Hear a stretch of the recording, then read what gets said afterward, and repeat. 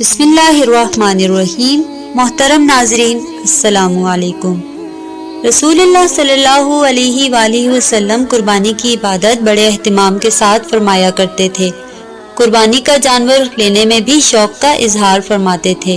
ام المومنین حضرت عائشہ صدیقہ رضی اللہ تعالیٰ عنہ سے روایت ہے کہ رسول اللہ صلی اللہ علیہ وآلہ وسلم نے ایک سینگوں والا مینڈا لانے کا حکم فرمایا جو سیاہ پاؤں، سیاہ پیٹ اور سیاہ حلقوں والی آنکھوں والا خوبصورت ہو۔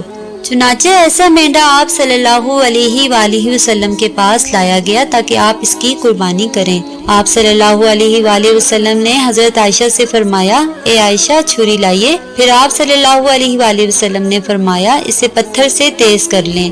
حضرت عائشہ رضی اللہ تعالیٰ عنہ نے ایسا ہی کیا۔ پھر آپ نے چھری لی، مینڈے کو پکڑ کر نیچے لٹایا اور اسے ذبح فرمایا۔ پھر آپ صلی اللہ علیہ وآلہ وسلم نے فرمایا، اللہ کے نام سے، اے اللہ اسے محمد، آل محمد اور امت محمد کی طرف سے قبول فرما۔ پھر آپ نے اسے دن کے پہلے حصے میں کھایا۔ حضرت جابر بن عبداللہ رضی اللہ تعالیٰ عنہ سے روایت ہے، انہوں نے کہا، میں رسول اللہ صلی اللہ علیہ وآلہ وسلم کے ساتھ عید الاضحیٰ میں عیدگاہ میں حاضر تھا۔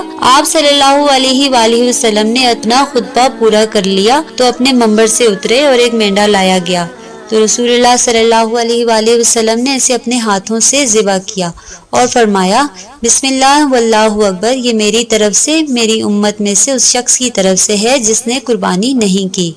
ام المومنین حضرت عائشہ صدیقہ رضی اللہ تعالیٰ عنہ اور حضرت ابو ہریرہ رضی اللہ تعالیٰ عنہ سے روایت ہے کہ رسول اللہ صلی اللہ علیہ وآلہ وسلم جب قربانی کرنے کا ارادہ فرماتے تو دو بڑے موٹے سینگوں والے سیاہ و سفید خوبصورت اور خسی مینڈے خریدتے اور ان میں سے ایک اپنے امتی کی طرف سے ذبح فرماتے اور دوسرا اپنی اور اپنی آل کی طرف سے ذبح فرماتے۔ شریعت میں بھی اس بات کا حکم ہے کہ کھائے جانے والے تمام جانور صرف اور صرف اللہ تعالیٰ کے نام پر ہی قربان کیے جائیں۔ اس حکم سے تجاوز کرنے کی صورت میں وہ جانور قربانی کے لیے درست نہیں ہیں۔ اپنے اہل خانہ کے سربراہ ہونے کے ساتھ ساتھ اسلامی ریاست کے سربراہ ہونے کے سبب اہل اسلام کے سربراہ ہونے کی حیثیت سے نبی کریم صلی اللہ علیہ وآلہ وسلم اپنی اور اپنے اہل خانہ اور تمام امت مسلمہ کی طرف سے قربانی کرتے تھے، بالخصوص ان مومنین کی طرف سے قربانی بھی کرتے تھے جو بعض وجوہ کی بنا پر قربانی نہیں کر پاتے تھے۔ روایت میں آتا ہے کہ عید الاضحیٰ کے دن بھی نبی کریم صلی اللہ علیہ وآلہ وسلم قربانی سے پہلے کچھ بھی تناول نہ فرماتے تھے اور قربانی کے بعد ذبح کیے گئے جانور کے گوشت سے اپنا روزہ افطار فرماتے تھے۔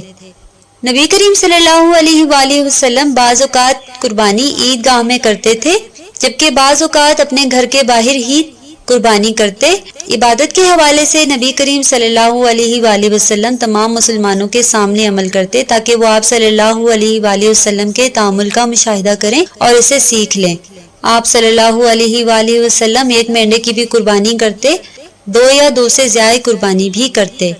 آج کل کچھ لوگ دین سے دوری کی بنا پر قربانی پر اعتراض کرتے ہیں اور کہتے ہیں قربانی کرنا پیسے اور وقت کا ضیاع ہے، حالانکہ ان کی یہ بات شرعاً و عقلاً قابل قبول نہیں ہے۔ اسی لیے اگر قربانی کرنا پیسے اور وقت کا ضیاع ہوتا تو نبی اکرم صلی اللہ علیہ وآلہ وسلم کی طرف سے قربانی کرنے کی اتنی زیادہ تاکید وارد نہ ہوتی۔ خود نبی اکرم صلی اللہ علیہ وآلہ وسلم کے قول و عمل سے بھی یہ بات ثابت ہے کہ قربانی کرنا اللہ تبارک و تعالیٰ کی رضا اور خوشنودی کا باعث ہے اور اس کے ساتھ ساتھ اللہ تبارک و تعالیٰ کے ساتھ عشق و محبت کا اظہار بھی ہے اور مومن بندے کی مغفرت کا باعث بھی ہے۔ اسی لیے ایسے لوگوں کی باتوں سے التفات نہیں کرنا چاہیے۔ اللہ تبارک و تعالیٰ تمام مسلمانوں کی قربانیوں کو اپنی بارگاہ شرف میں قبول عطا فرمائے۔